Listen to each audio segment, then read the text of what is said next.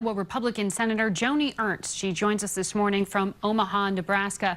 Senator, good morning. I want to ask you about the impact of those tariffs on your home state. But first off, I want to ask you, because you are one of the top 10 recipients of NRA funding in the Senate. Your image was being held up by some of those protesters at the rally here in Washington yesterday. I wonder how you are responding to these young activists who are calling for gun control. Well, Margaret, I want to push back on that because I myself don't receive funding from outside organizations other than what those smaller donations that might come from PACs. Many outside organizations will run advertisements without the consent of candidates. They'll run advertisements for candidates, against candidates. I have no control over that. My campaign has no control over that. So you're separating yourself from the NRA by saying that?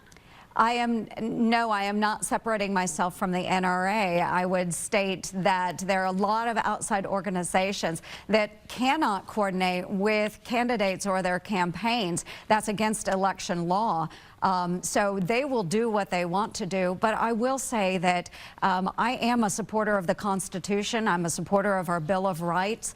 We have many rights that need to be upheld in the United States. And I would say that I have been a Second Amendment supporter my lifetime. I was a member of the NRA long before the NRA knew of Joni Ernst, private citizen in Iowa. And your advice to those young activists?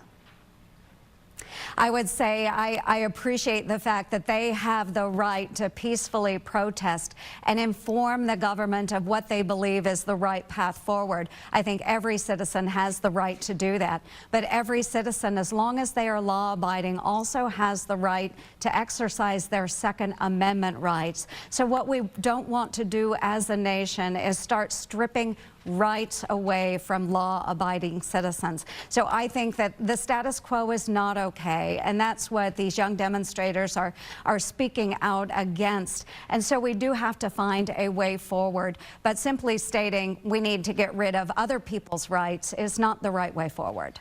Senator, U.S. stocks had their worst week in about 2 years, in part due to these concerns of a trade war. Iowa is a major exporter to China. What will these new tariffs the president announced on China and other countries do to your home state? Well, nobody wins in a trade war, Margaret, and especially with the Chinese officials, their media reporting that they will retaliate against American agricultural products, namely pork and soybeans. China has purchased $14 billion worth in 2016 of American soybeans, and roughly 60% of our soybean crop does go to China. So if they start retaliating, we will see significant impact, very detrimental impact, not just in Iowa, but across the Midwest as well. Now, the White House has not yet detailed exactly what these tariffs on China are going to look like. Are they talking to Republicans like yourself?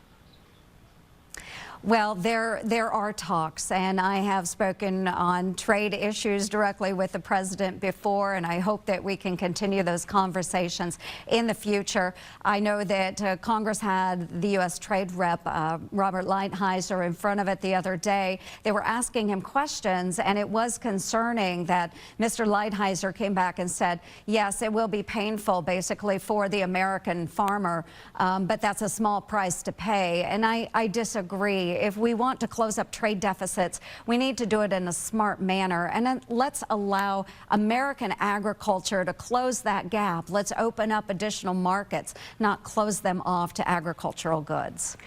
You also sit on the Armed Services Committee, and late Friday, the president did announce that he was changing his position, but still banning, essentially, transgender people from serving in the military. Do you support that? Well, I support allowing those transgenders that can serve. I believe they should serve.